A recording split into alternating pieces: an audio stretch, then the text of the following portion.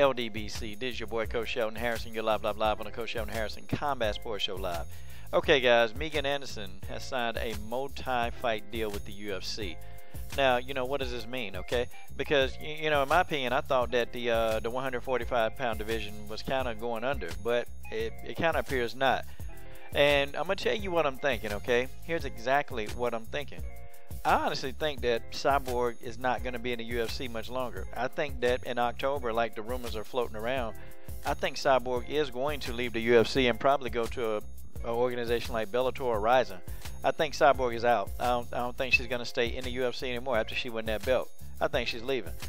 And I think that they're going to build that division around Megan Anderson.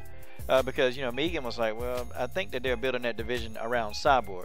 No. I think they're going to build it around, Megan. And I'm just being honest. I mean, she got the look, okay? She's got the look that the UFC wants. That's what they look for, okay? And, folks, that's just how it is, okay? That's just the way that is. And it's unfortunate, man, because I think Cyborg would be the most dominant champion. I guarantee you, as soon as Cyborg leaves the UFC, leaves the company altogether, I guarantee you they'll start signing more featherweights. I guarantee you there'll be a ton of featherweights being signed to challenge Megan Anderson. Or they're going to be a whole lot of those bantamweights that's struggling to make weight. I guarantee you that they'll move up. I promise you, Holly Holm will move up to fight Megan Anderson for that title. Guaranteed. But see, Cyborg is the equalizer. I mean, she's in the way. She's really in the way because none of these girls want to go up and fight Cyborg. And they're not going to sign any meaningful 145-pound talent. Why? I mean, why sign them when, they face Cyborg, they're going to be brutalized, and they're going to be out for 6 months. I mean, or 6 to 8 months, really, so what is the UFC going to do? How are their hands tied? They're going to bring Megan in. Megan is going to be a sacrificial lamb, okay? They know, and everybody understands the outcome. And I'm not underestimating. I'm just stating facts, y'all. Cyborg, skill-wise, you can say Roy's or whatever, man. Cyborg is very skillful. She's on another level, man. Megan Anderson ain't had this kind of work. And she gonna get that work. She's gonna get that work. But if Megan can come out of this, I think that the goal for Megan in this fight, I'm being honest, the goal for her is to come out of this intact. That's her goal. To come out of this fight intact, have all her senses and faculties intact. Because I think the risk, I think the reward for Megan is greater than the risk, okay? And I think that's what she's thinking in her mind. Because honestly, I don't even think, from the way she talked, it don't even seem like that she thinks that she can win this fight. But I think Megan is going in there to survive. And if she survives all 5 rounds, I mean, if she can survive 5 rounds, I'm talking about really survive and go to a decision, do you know her stock, her star power, it's going to go up. Because now you'll be the woman that survived 5 rounds of an MMA bout with Cris Cyborg. I mean, she'll be an overnight star. She'll be an overnight star. That's what'll happen. I think they're going to build that division around Megan Anderson. I think that's what they're going to do. And Cyborg, there'll be a way. They're going to try to get her out of there. And hell, they may even go as far as to try to buy Cyborg up out of there, man, because I know, man, from the way that they talk about Cyborg and how they don't like Cyborg. Cyborg don't like them. And Cyborg probably do need to go. She need to go to somewhere like Bellator where they do have an established 145-pound division. And some of those women probably won't be afraid to face her. I'm pretty sure.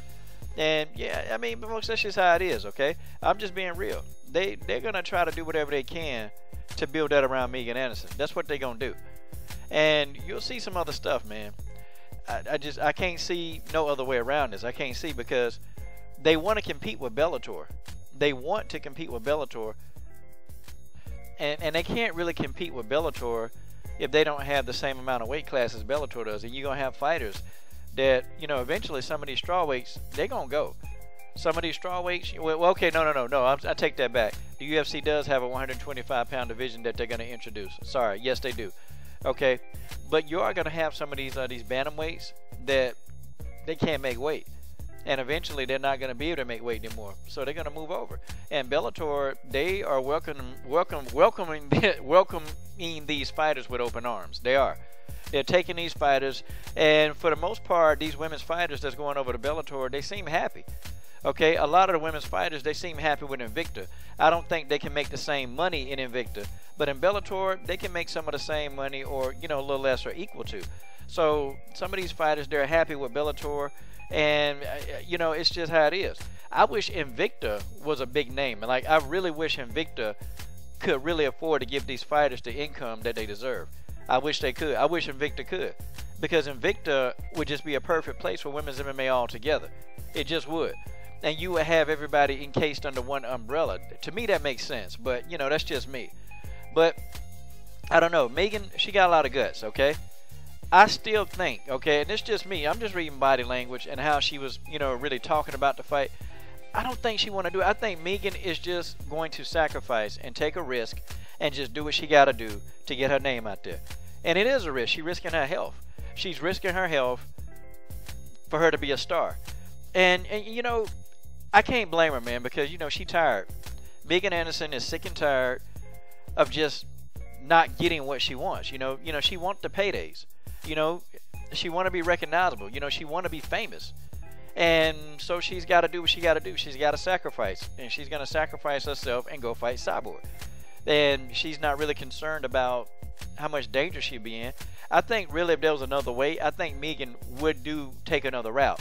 I think she would. But, you know, since Cyborg is the only way, she's like, okay, let's just go. I'm not worried about accusations. I'm not worried about what she did. Let's just go.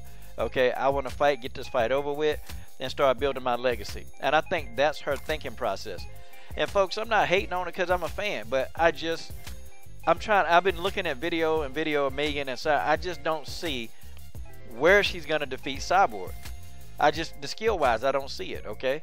But you know what? This is MMA, and you know what? Anything's possible. This is mixed martial arts, y'all. Anything's possible. She could land a kick or a lucky punch, but, you know, and then there's another thing. People say, well, you know, Cyborg, if she get kicked in the head, you know, she going out. Look, let me tell you something. I done seen Jarena Jojo Bars drop kick Cyborg. I done seen Jarena Jojo Bars, put a foot in the face of Cyborg. I done seen Jarena Jojo Bars land a shin kick to the head. I done seen Cyborg drop by 3 head kicks by Jarena Jojo Bars, and she got back up. And Jarena is very dangerous. She's very, very dangerous. Cyborg got back up. She shook it off, and she kept coming. Like, I'm sorry, y'all. What does that tell you? I don't think a head kick is going to knock out Cyborg. It's not going to happen. It's just not. She too tough. Like, you're going to have to really, it's going to have to be a sustained attack. Like, I'm talking about, can't just be one head kick. It's going to have to be like 50 head kicks in that fight to get Cyborg up out of there. That's not going to be a hard task, and people not realizing that this woman is very, very tough, okay? The only way that I think she can win this fight, Cyborg is very susceptible to a submission. And you get a real good submission artist, somebody who good with those submissions, you can catch her. But see, that's the point. You got to catch her. You got to catch Cyborg when she makes a mistake. And she makes them. She does. She's not like a perfect fighter. But we'll see. I'm done. Subscribe to the Best Women's MMA platform on YouTube.